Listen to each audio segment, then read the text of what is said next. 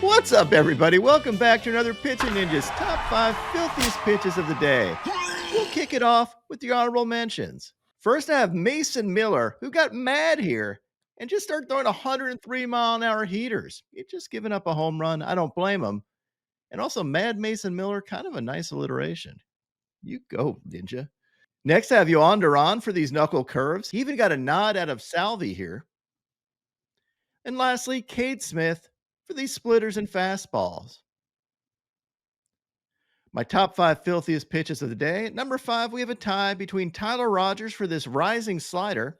I also did an overlay of this rising slider with his sinker. And yes, this slider does go up more than his fastball. Reason being is because of his arm slot.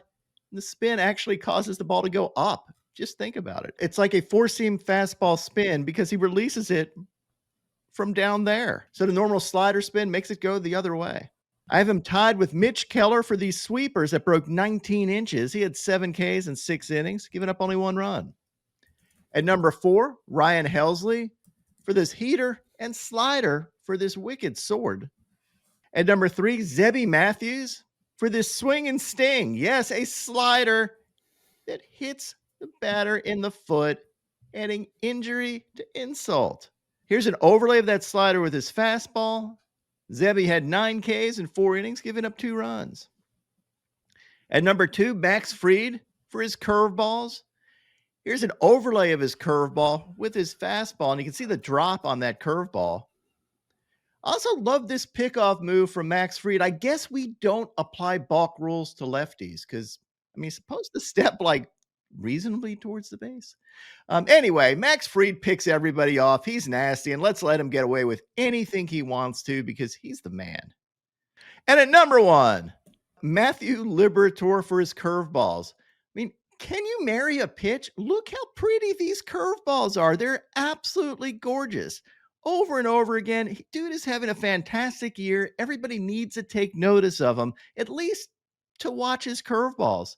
He spins these things at about 3,000 RPMs. You can see it here from a home plate view. Also added a ball trail, which I love because you can see the arc of the pitch as it goes to the plate. So pretty. He has the most induced vertical break on his curveball among any starter in baseball. Yes, even more than Max Fried. And I paired Max Fried and Matthew Liberatore up here. They both have really pretty curveballs, and they're both in the top 5. How cool is that?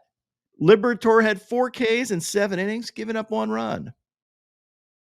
Now on the Ninja notes, Quinn Priester had 7 Ks in 6 innings, giving up 1 run. Jake Irvin was really good yesterday with 7 Ks in 8 scoreless innings, giving up only 3 hits.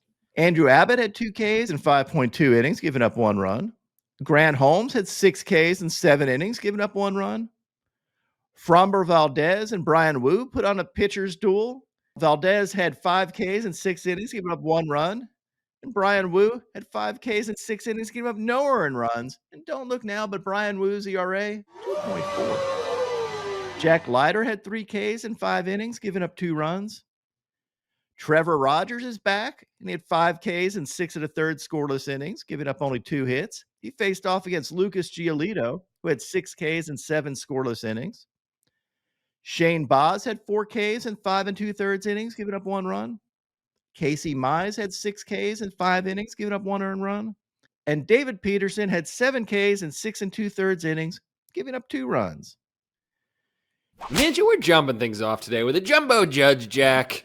It's for the MLB leading 18th of the season. Actually tied with this man, the Schwarbarian, who also had his 18th last night. And if you think this sounds familiar or repetitive, it's because it is. This happened yesterday. I'm essentially just doing yesterday's show, and there's actually more where that came from.